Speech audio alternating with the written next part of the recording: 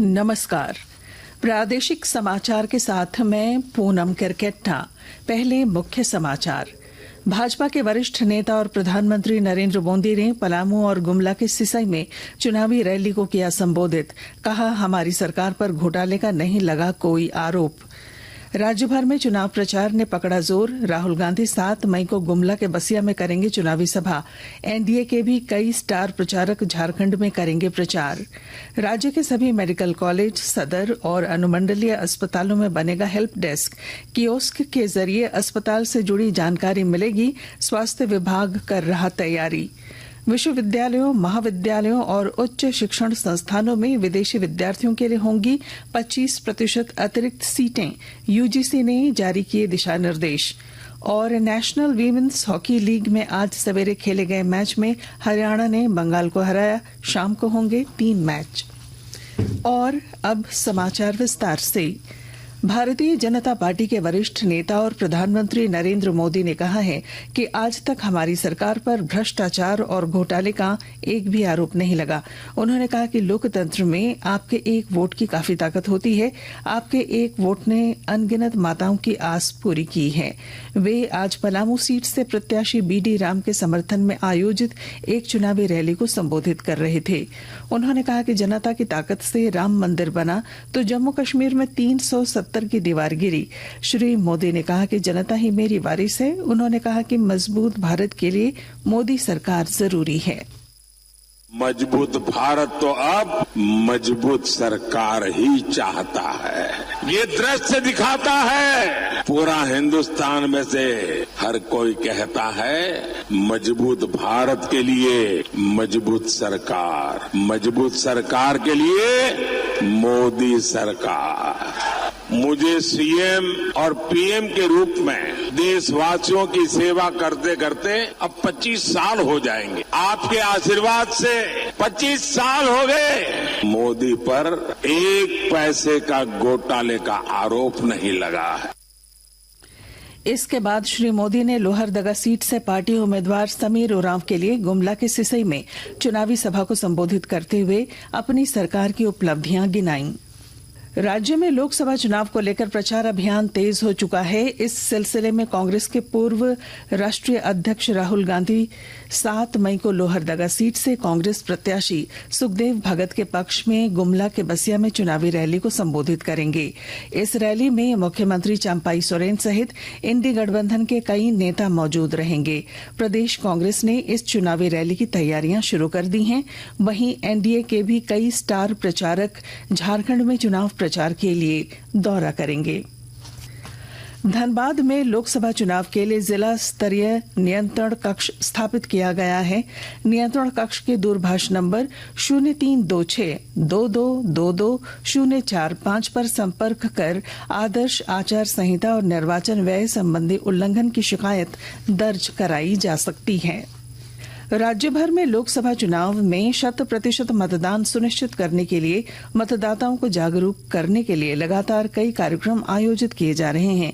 इस सिलसिले में गिरिडीह में स्वीप कार्यक्रम के तहत झंडा मैदान से मोहनपुर स्थित फॉरेस्ट ऑफिस तक कैंडल मार्च निकाला गया। वहीं कोडरमा जिले के झुमरी तिलैया में फुटबॉल प्रतियोगिता का आयोजन किया जा रहा है। इस मौके पर खिलाड़ियों को नैतिक मतदान की शपथ दिलाई जा रही है। रांची में लोकसभा चुनाव को लेकर आज शाम 5 बजे लाइसेंसी आर्म्स जमा कराए जा सकते हैं। उपायुक्त सह जिला निर्वाचन पदाधिकारी ने कहा कि अब तक 325 लोगों ने अपने लाइसेंसी आर्म्स जमा नहीं कराए हैं।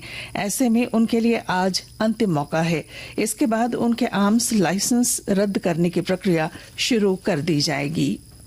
लोहरदगा में लोकसभा चुनाव में मतदाताओं की सहभागिता सुनिश्चित करने के लिए रन फॉर वोटिंग अवेयरनेस कार्यक्रम आयोजित हुआ। विस्तृत ब्यौरे के साथ हमारे संवाददाता। लोहरदगा जिला में लोकसभा चुनाव में अधिक से अधिक मतदाताओं की भागीदारी सुनिश्चित करने के लिए स्वीप कार्यक्रम के तहत रन फॉर वोटिंग अवेयरनेस कार्यक्रम का आयोजन किया गया। कार्यक्रम में प्रतिभागियों को हरी झंडी दिखाकर डीडीसी दिलीप प्रताप सिंह शेखावत द्वारा रवाना किया गया। इस मौके पर उप विकास आयुक्त द्वारा इस बार लोकसभा आम निर्वाचन में 90% से अधिक मतदान के लिए लोगों से अपील की गई। उन्होंने कहा कि बिना किसी प्रभाव में आए अपना नैतिक मतदान करें और लोकतंत्र के इस महापर्व को साथ मिलजुल कर मनाएं। जिला प्रशासन द्वारा निर्वाचन को सफल बनाने के लिए पूरी तैयारी की गई है। मतदान से जुड़े सभी पदाधिकारियों व कर्मियों को प्रशिक्षण दिया जा रहा है। गोपी कृष्ण कुंवर, आकाशवाणी समाचार, लोहरदगा। आकाशवाणी के ताजा तरीन समाचारों के लिए आप हमारी वेबसाइट newsonair.gov.in पर लॉग ऑन कर सकते हैं। ताजा समाचार X handle @AIR news alerts और Facebook page All India Radio news पर भी उपलब्ध है। आप प्रादेशिक समाचार एकांश के एक्स हैंडल @AIR न्यूज_रांची और फेसबुक, इंस्टाग्राम पेज तथा YouTube channel AIR news Ranchi पर भी हमारे बुलेटिन सुन सकते हैं। प्रादेशिक समाचार आप आकाशवाणी रांची से सुन रहे हैं। झारखंड समेत देश के सभी विश्वविद्यालयों, महाविद्यालयों और उच्च शिक्षण संस्थानों में अब विदेशी विद्यार्थियों के लिए 25% अतिरिक्त सीटें होंगी। यूजीसी ने इसे लेकर अधिसूचना जारी कर दी है। इसके तहत उच्च शिक्षण संस्थानों में स्नातक और स्नातकोत्तर में नामांकन के लिए उपलब्ध सीटों के अतिरिक्त ये सीटें होंगी। वहीं स्टूडेंट्स एक्सचेंज प्रोग्राम के तहत भी इन सीटों पर विदेशी विद्यार्थियों का नामांकन हो सकेगा। आयोग ने यह भी कहा है कि अगर किसी पाठ्यक्रम में विदेशी विद्यार्थी नहीं मिलते हैं तो उन सीटों पर अन्य विद्यार्थियों का नामांकन नहीं होगा। राज्य के सभी मेडिकल कॉलेज, सदर अस्पताल और अनुमंडलीय अस्पतालों में हेल्प डेस्क बनाए जाएंगे, जहां एक क्लिक पर अस्पताल से जुड़ी सभी जानकारी मिलेगी। स्वास्थ्य विभाग ने इसकी तैयारी शुरू कर दी है। यहां मरीजों को चिकित्सा से संबंधित सभी जानकारियां कियोस्क के माध्यम से दी जाएंगी। यहां अस्पतालों का फीडबैक देने तथा शिकायत दर्ज कराने की भी सुविधा होगी। वहीं केंद्र और राज्य सरकार द्वारा संचालित विभिन्न स्वास्थ्य योजनाओं और कार्यक्रमों का भी प्रचार प्रसार इसके जरिए सुनिश्चित किया जाएगा।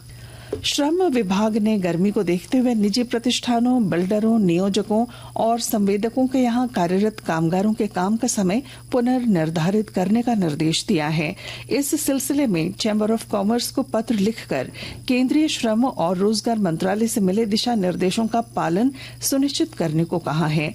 नियोजकों को कामगारों के विश्राम की अवधि बढ़ाने, नियमित स्वास्थ्य जांच कराने और कार्यस्थल पर पेयजल, आइस पैक, प्राथमिक चिकित्सा किट और दवा के साथ इमरजेंसी में एम्बुलेंस सेवा की व्यवस्था रखना है। कुछ संक्षिप्त खबरें।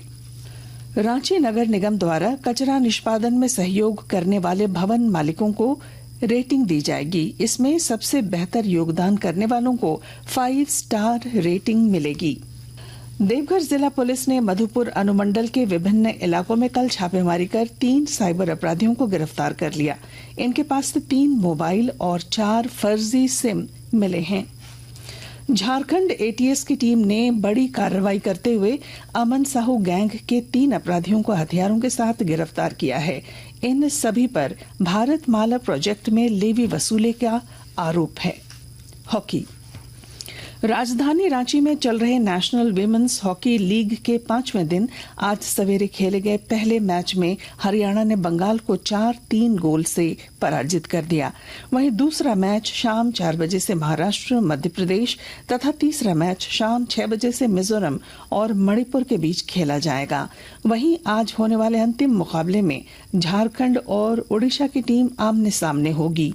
इस लीग में लगातार 3 मैच जीतकर झारखंड फिलहाल दूसरे स्थान पर बना हुआ है।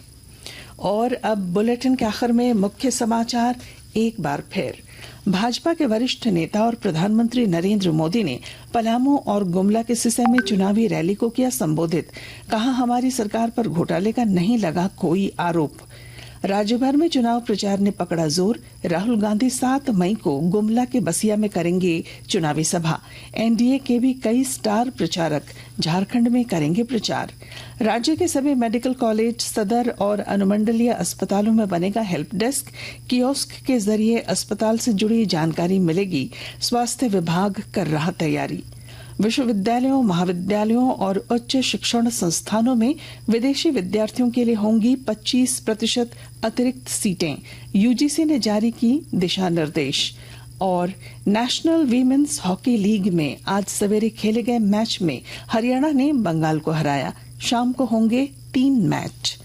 और इसके साथ ही आकाशवाणी रांची से प्रादेशिक समाचार का ये बुलेटिन समाप्त हुआ। नमस्कार।